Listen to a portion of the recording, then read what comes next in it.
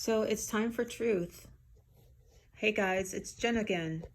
And today I'm going to go over some stuff that has to do with the Social Security number and the application. And I want you to pay really close attention to some of these words in here. And I'm not planning on going over the whole thing, so I'm going to go over a little bit.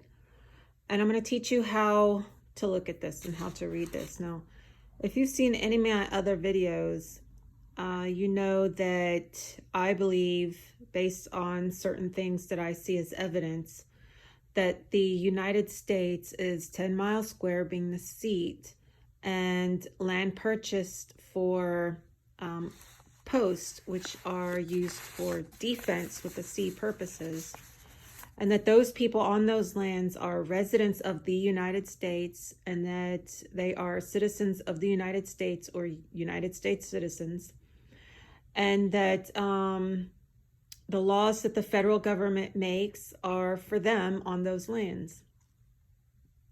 So this is from Title 20, Code of Federal Regulation, Employees Benefits, Chapter 3, Social Security Administration, revised April 1st, 2020.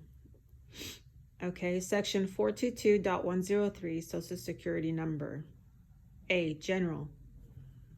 The Social Security Administration maintains a record of the earnings reported for each individual assigned a Social Security number. The individual's name and Social Security number identify the record so that the wages or self-employment income reported for or by the individual can be properly posted to the individual's record. Additional procedures concerning Social Security numbers may be found in Internal Revenue Service, Department of the Treasury Regulation 26 CFR 31.011B2. Now, just for the record, Title 26 is not made positive to be used as evidence of having been made a law in any court of the United States, those created by the Constitution. It has to have a positive law citation. Okay, without a positive law citation, it is not a positive law, and it is not a law, and it cannot be used as evidence in any court of the United States. You can look that up in Title 1, Chapter 3, Section 204, where it talks about a positive law citation. Title 26 IRS Code has no positive law citation. It also does not have an enacting clause. Okay, so my point here on B, applying for a number, is that 1, it's an application, not a requirement. 2, it's for people either in the military or dependents of military, or people overseas who want to work on a military post. 1, application. An individual needing, not wanting, needing a Social Security number may apply for one by completing a prescribed application and submitting the required evidence. Okay, the required evidence would be like a birth certificate, a proper application and approval of citizenship for citizenship within the United States, being a citizen of the United States, and other information required overseas, such as a marriage license to a military member or a birth certificate with a military member's name on it, right? Okay, so an individual outside the United States may apply for a Social Security card at the Department of Veterans Affairs Regional Office. Why would it say to go to the Department of Veterans Affairs Regional Office to apply for a Social Security card? The reason is, as I've said before, for one, taxes are for those within the federal lands who work for the federal government and receive compensation for services as a public servant, meaning they get paid by the federal government. meaning they're probably in the military. Manila, Philippines, at any U.S. Foreign Service post or a U.S. military post outside the United States. So overseas in another country where they have military posts or foreign service posts, which are for defense, DEFENCE. Okay, because those are the only kind of posts they can make for defense. And so if you're overseas and you're getting married to a military member and you want to, or you just got married and you want to apply for a Social Security card so you can get a job working with the military or the Department of Defense, or just on post, or you're a military member and you're overseas and your child was born, you want to apply for a Social Security number. So the Social Security number and the birth certificate are both for people who are dependents of members of the military, wife or children. Okay. So see section 422.106 for special procedures for filing applications with other government agencies. So other government agencies, if there's not a U.S. Foreign Service post or U.S. military post in your area overseas, it's saying that you can look at some other special procedures for filing applications with other government agencies that may be available in your area. Additionally, a U.S. resident, a United States resident, is someone on a military reservation or on federally leased lands from a foreign country, okay, who live on that post, may apply for a Social Security number for a non-resident dependent. So if you are a military member living on a military post overseas, you may apply for a Social Security number for someone who is your dependent when they are not a resident on a military post. Okay, so non-resident dependent when the number is necessary for U.S. tax purposes or some other valid reason. So when a military member goes to pay taxes, let's say John Doe is in the Navy and he goes overseas and he's stationed in Japan and he decides to get married to a Japanese national.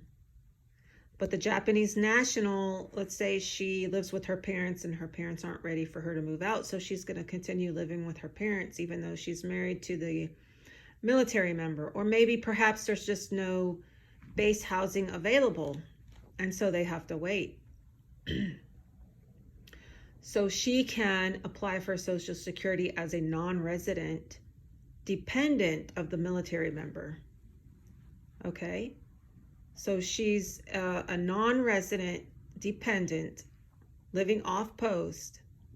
Because she's living off post, she's non-resident. Or maybe he, and I'm just saying he, it could be she, but maybe he flies back to the United States and she's still in Japan finishing up paperwork or what have you. Maybe she lives with her parents. Maybe she's taking care of her grandmother, whatever. So she's non-resident to the federal lands, but yet still a dependent because she's her husband's dependent. Or maybe it's a child who's the dependent of the military member, and maybe the military member is not married to the mother, but the mother wants to acquire United States benefits for her child. So then that's a non-resident dependent when the number is necessary for U.S. tax purposes. So then the father can claim taxes for his dependent and put the dependent on his tax forms. Or some other valid reason, the evidence requirement of section 422.107 are met, and we determined that a personal interview with dependent is not required. Okay, so it's the same with here number 2, where you see birth registration document, it's the same as a military. These documents are for military members so that they can claim their dependent. They can claim their marriage. They can claim them as dependents on their tax papers. They can bring them into America, the country, United States of America. They don't necessarily have to live on federal lands, but then they're non-resident. Okay.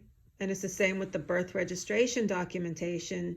The birth of a child, the birth certificate is to show proof that the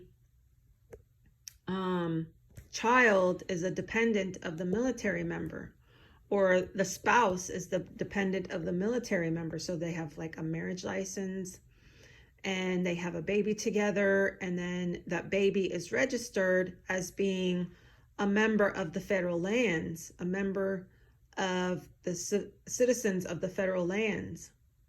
And that's in a report called Jurisdiction Over Federal Areas Within the States, printed by the government and sold by the government printing office back in 1956 and 1957. Okay, so birth registration document, we may enter into an agreement with officials of a state. So when the military member is overseas, he's still a citizen of his state. So that's 14th Amendment stuff from the Constitution. So this allows members to go overseas, get married to an overseas person and have children and bring them back to the United States, because they'll be issued a birth registration document, and they also become citizens of the state,